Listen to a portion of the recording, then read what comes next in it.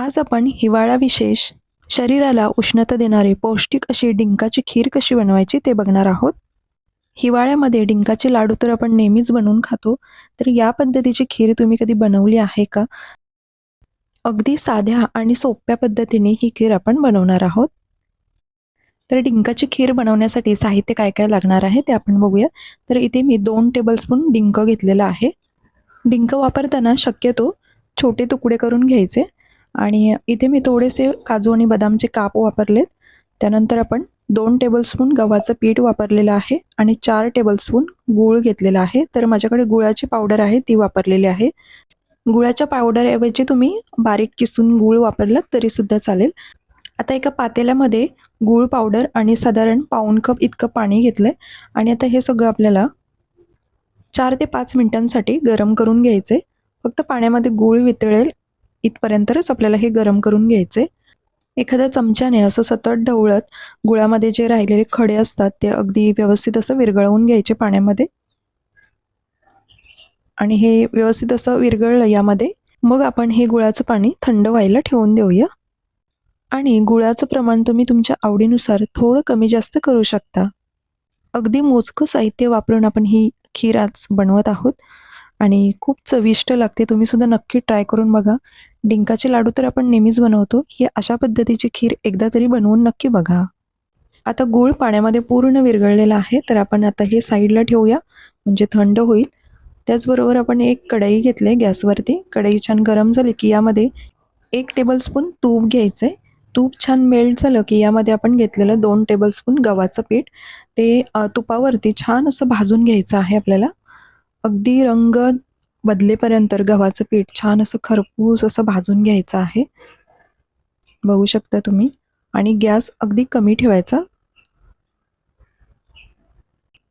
तर कमी गॅसवरती सतत ढवळत असं आपण हे गव्हाचं पीठ छान भाजून घेऊया आणि मग आपण यामध्येच आपण डिंकसुद्धा भाजून घेणार आहोत. तर आता यामध्येच मी डिंकसुद्धा टाकून घेतलं आणि कमी गॅसवरती हा डिंकसुद्धा यामध्येच छान असं फुलवून घ्यायचा.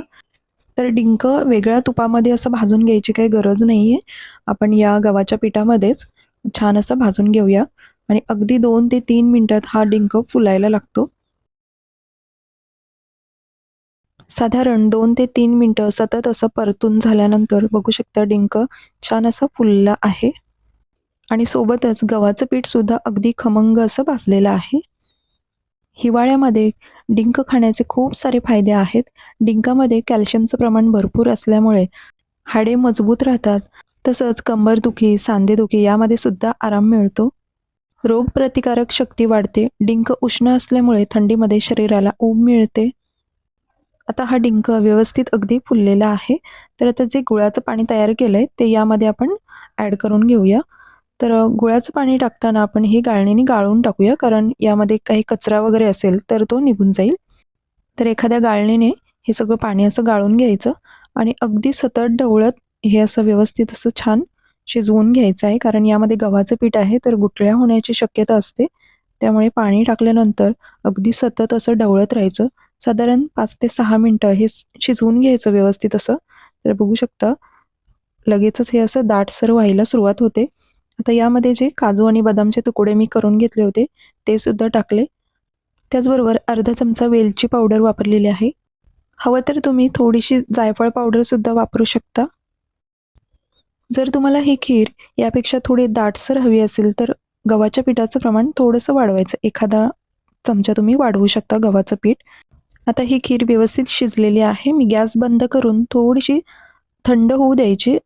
अगदी थंड नाही, थोडी कोमट झाली की मग आपण यामध्ये दूध ॲड करणार आहोत. तर दूधसुद्धा हलकं गरम केलेलं वापरायचं आहे. खूप जास्त गरम दूध वापरायचं नाही.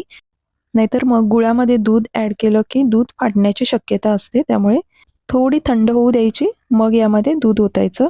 मी ते जवळपास अर्धा कप दुधाचा वापर केलेला आहे.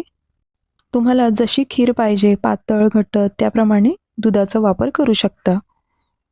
याऐवजी तुम्ही नारळाचं दूध वापरणार असाल तरीसुद्धा वापरू शकता. तर आता खीर आपली तयार झालेली आहे. मी एका बाउलमध्ये काढून घेते आणि खिरीला रंग अगदी छान आलेला आहे. खीर खायला घेताना यावरती तुम्ही थोडंसं साजूक तूप, काजू बदामचे काप किंवा किसलेलं सुकं खोबरं हे टाकून तुम्ही खायला घेऊ शकता आणि खूप चविष्ट अशी ही खीर आपली तयार झालेली आहे.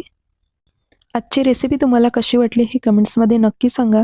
चॅनलला अजून सबस्क्राईब केले नसेल तर लगेचच चॅनलला सबस्क्राईब करा. अशाच छान छान रेसिपी पाहण्यासाठी पुन्हा भेटू अशाच एका नवीन रेसिपीसोबत. थँक्यू.